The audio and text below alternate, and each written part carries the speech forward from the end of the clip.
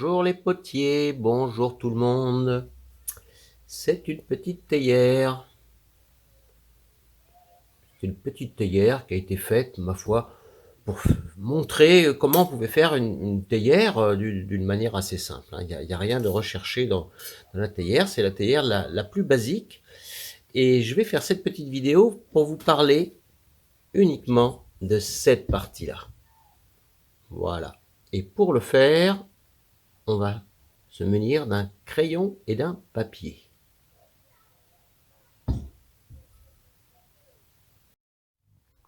Allez, c'est parti, le crayon, le dessin. Alors, c'est un crayon un petit peu plus moderne, mais c'est pareil. Donc, je vous parle de cette partie-là. Cette partie-là, elle a été tournée comme ça. Vous voyez, ça, c'est girelle. Et quand on a tourné, cette partie-là venait ici. Et ça faisait le petit cône que vous voyez. Moi, je vais vous parler maintenant de comment on fait un bec un peu plus élaboré avec une courbe. Là, il y a bien une courbe, mais elle est dans ce sens-là. Et là, moi, j'aimerais maintenant qu'elle soit dans ce sens-là. Alors, voilà ce que ça pourrait donner une fois réalisé. Vous voyez, là et là, ça descend. C'est presque parallèle. Ici, ici, ici. C'est d'ailleurs pas obligatoire. Vous voyez que là, c'est quand même plus grand. Mais cette partie-là a un peu tendance à baisser. Elle n'est pas parallèle à cette partie-là. C'est ça qu'on va essayer de voir comment on peut réaliser ça. Eh bien, on va faire tout pareil. On va partir sur la girelle qui est ici. On va faire notre petit cône, comme ça, et on va mettre un bâton de bambou dedans. Alors sur la théière que je vous ai présentée en début, eh bien là c'était fini. Le petit cône du bec était réalisé une bonne fois pour toutes. On va voir si par hasard il ne serait pas possible d'obtenir, vous voyez, un mouvement comme ceci, un effort comme ceci, pour tordre la terre sur le côté droit. Alors ça c'est pas commun, hein, parce que un tour de potier, ça tourne, hein, et ça a toujours un peu tendance quand même à centrer la terre. Hein. Je sais qu'il y en a qui lèvent les sourcils quand je dis ça, mais si vous réfléchissez bien, ça le fait quand même. Donc là, il va falloir dire au tour, eh ben non, tu ne centres pas. Et on va voir, est-ce possible? On se met sur le tour tout de suite. Alors, pour faire ce petit bec, il ne faut pas grand-chose. Hein. Un petit peu de terre, 120 grammes, un morceau de bambou, une estèque, une deuxième estèque. Voilà. Le plus dur, ça va être quand même d'arriver à brasser aussi peu de terre. Il va falloir y aller avec le bout des doigts, vraiment le bout des doigts, parce que autrement, la terre ne tiendra pas. Elle n'a pas beaucoup de force. Hein. Alors, j'essaie de monter un petit cône quand même. Alors, je suis désolé, mais il n'y a rien à voir, hein, parce que il y a tellement peu de terre, vous voyez, que je ne sais pas trop quoi vous montrer. Hein. Vous faites une quille un peu comme vous pouvez. Hein. Là, il n'y a pas tellement de gestes mis au point, parce que c'est pas souvent qu'on fait des choses aussi petites. Et puis, je vais vous dire aussi, ce genre de pièces, on peut les faire aussi travail à la motte. Alors, on redescend la quille.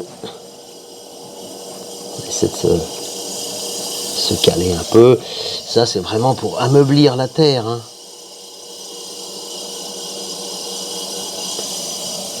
Bon. On va se contenter de ce qu'on peut. Hein. Alors, pour faire ce petit cône, hein, vous centrez votre terre le mieux que vous pouvez. Et puis là, moi je me sers de l'index jusqu'en bas. Il faut vraiment aller jusqu'en bas. Donc après, on ouvre un peu. Et vous cherchez votre forme. Est-ce qu'on veut un grand cône, un petit cône, etc., etc. Donc vous cherchez votre forme, vous pincez en bas et vous remontez comme ceci. Et vous choisissez aussi votre diamètre. Donc là, vous voyez, on est parfaitement dans l'exercice. On fait notre cône. On peut d'ailleurs donner, là le cône est droit, mais il pourrait être plus rentré comme ça ici et repartir ici. Ce serait peut-être un petit peu plus beau, surtout pour le dessous. Et puis là, on pourrait faire bomber. Enfin, c'est pas le sujet, c'est d'arriver à faire quelque chose qui va être décentré. Hein, voilà. Donc, je remonte un tout petit peu. Je pense que ce sera plus visible.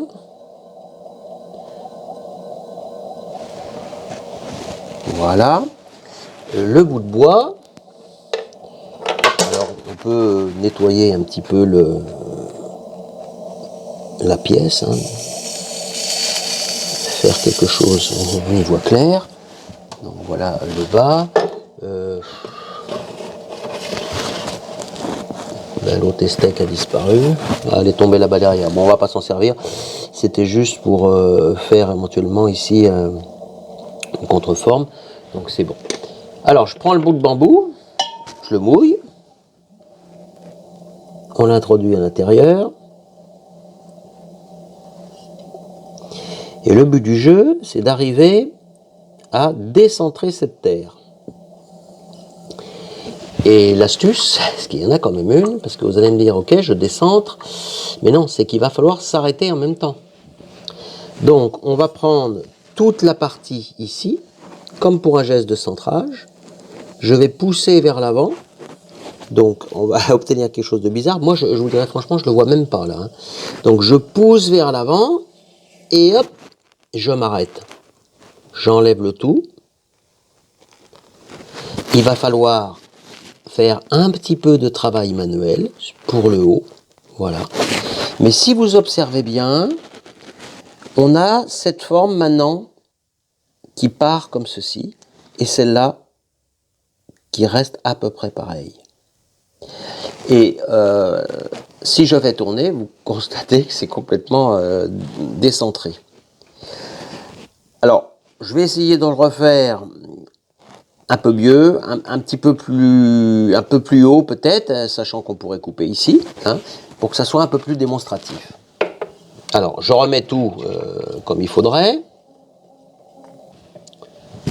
Donc, je coupe toute cette partie-là pour refaire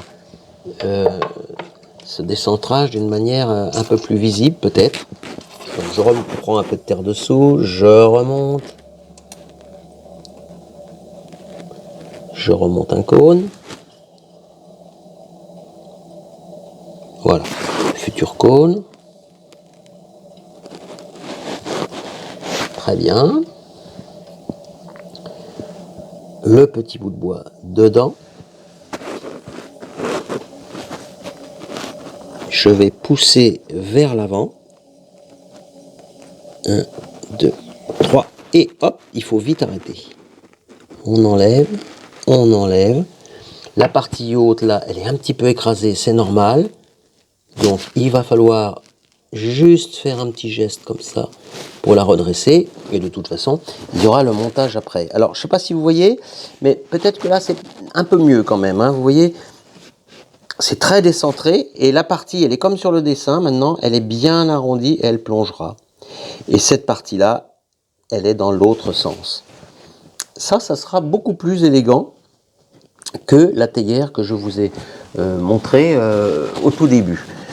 Du fait de cette forme, du fait que la théière va simplement se pencher. Alors, ça n'empêche pas qu'il faudra quand même faire très attention à la partie haute, que la théière fonctionne, c'est-à-dire que cette partie haute ici, quand on verse l'eau dans la théière, il ne faut pas que ça commence à couler ici. Donc il faut que ça soit en haut, il ne faut pas que ça soit en bas. Donc grosso modo, sur celle-là, probablement qu'il faudrait la couper comme ceci. Voilà.